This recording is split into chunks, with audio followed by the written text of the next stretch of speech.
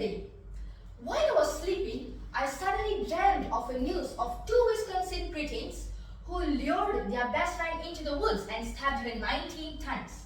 When asked why, both the girls reported that the mean, slender man drove them to do it. When I woke up, that news led me to a very interesting question. Will other children grow up to become a murderer like those girls if they are always addicted to their video games?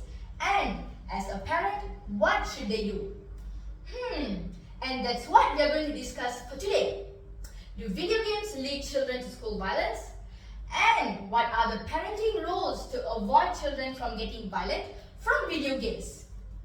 Oh, but before that, a name is worth 1,000 conversations. So please allow me to introduce myself first. A very calm and pleasant morning to the fair yet discreet judges and fellow friends. My name is Kavyana Perempuan Jagadis and I'm in Form 5. Let me ask you something. What are video games?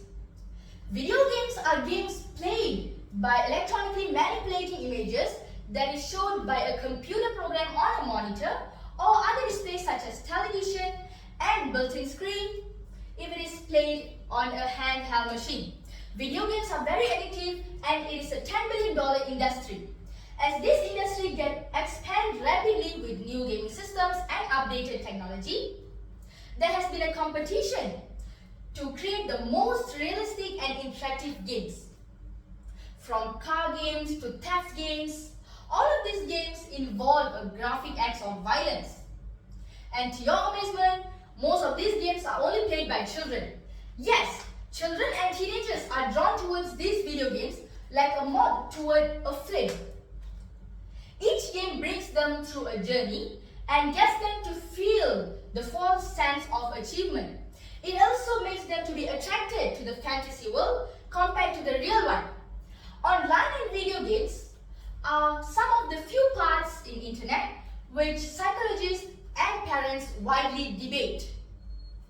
The main reason is because it encourages violence, criminal acts, and drugs and alcohol usage, plus they can potentially impair the cognitive growth, judgment, and bad behaviors. However, many people refuse to believe that playing violent video games in front of a 19-inch TV can make themselves or their children to become very aggressive. But it is proved according to a study of the American Association. They said that playing violent video games can increase a person's aggressive behavior, thoughts and feelings both in laboratory settings and also in actual life.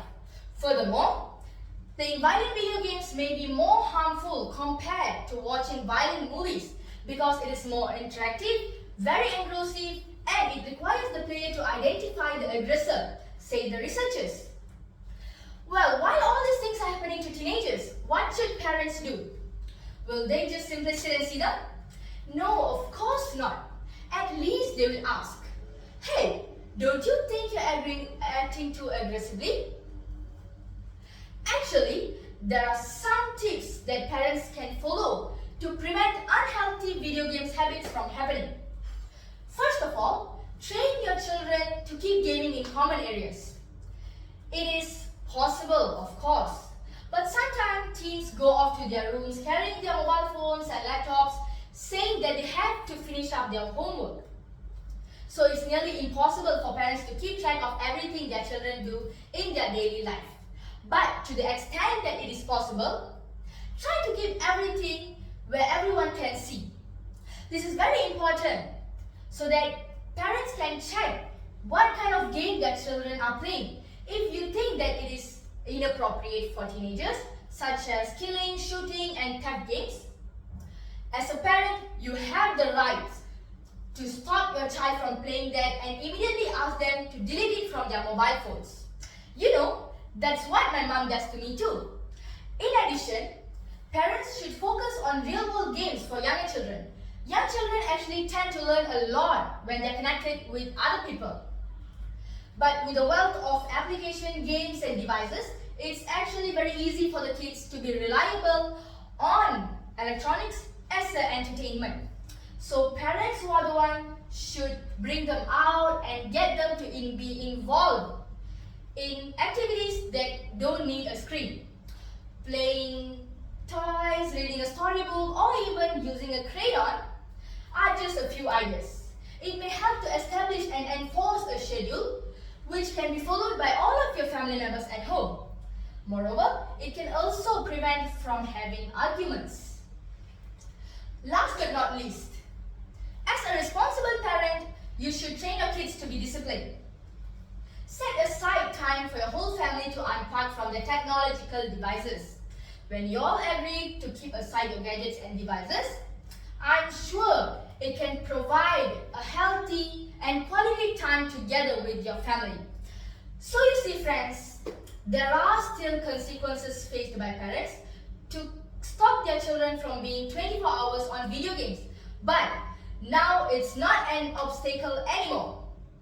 Because when there's a will, there is a way.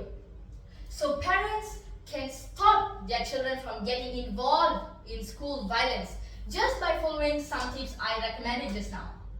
I think that's all from me on this wonderful day. I hope you loved that message from my little speech, and thank you for lending your ears. Have a great day ahead.